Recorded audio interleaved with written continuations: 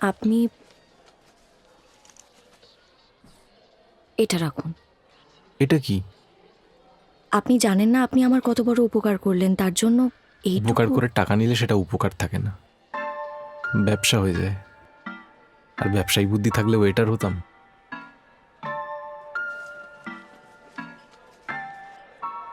আসি। হ্যাঁ।